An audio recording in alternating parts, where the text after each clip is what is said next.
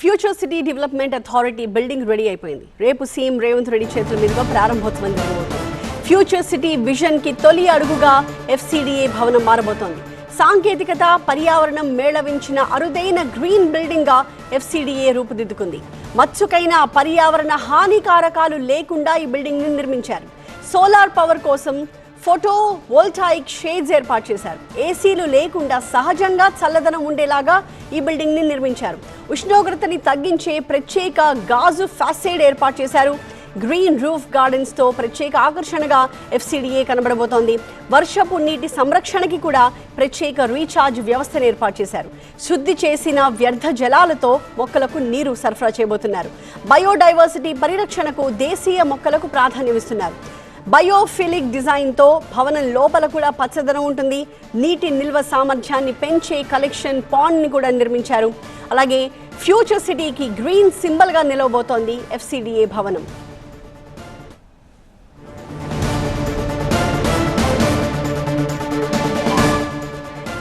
Net zero నగరాన్ని నిర్మించబోతున్నామని చెప్పారు మంత్రి శ్రీధర్ బాబు. కాలుష్యం లేని పరిశ్రమల ఏర్పాటే తమ లక్ష్యమన్నారు. అందరికీ అందుబాటులో ఉండేలాగా FCDA కార్యాలయం ఉంటుంది. ఫ్యూచర్ సిటీ నిర్మాణంలో అందరినీ భాగస్వామ్యుల్ని చేస్తామని చెప్తున్నారు ఆయన. కాలుష్యం లేని ఆ ఫార్మా ఇండస్ట్రీని పెట్టే కార్యాచరణలో దాంట్లో భాగంగానే వారికి భూమి కేటాయింపులు కూడా చేయడం జరిగింది. మీ అందరికీ కూడా తెలుసు, సంవత్సరం క్రితం వసతులు కల్పించి రోడ్లు వారికి కావలసిన మౌలిక సదుపాయాలు కల్పిస్తూ అతి త్వరలో వారు కూడా వారి పరిశ్రమలకు సంబంధించి నిర్మాణ కార్యక్రమాలు మొదలు పెట్టబోతున్నారు. వారికి చేరువలోనే ఆఫీసులు ఉండాలి.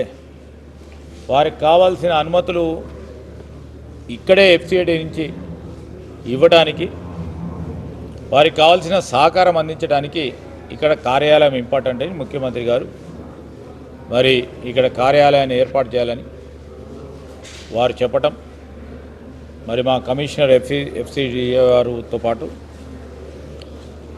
IICకి సంబంధించిన అధికారులు, జిల్లా రెవెన్యూ యంత్రాంగం అంతా కూడా మరి ఫ్యూచర్ సిటీకి సంబంధించిన కార్యాలయం అధునాతనమైన అంగుళాలలో మరి ఓ కార్యాచరణ తీసుకొని మొత్తం రెడీ చేయటం జరిగింది. ఈరోజు యావత్ ప్రపంచానికి సంబంధించి రేపు రాబోయే కాలంలో మన మహానగరం, భాగ్యనగరం, హైదరాబాదు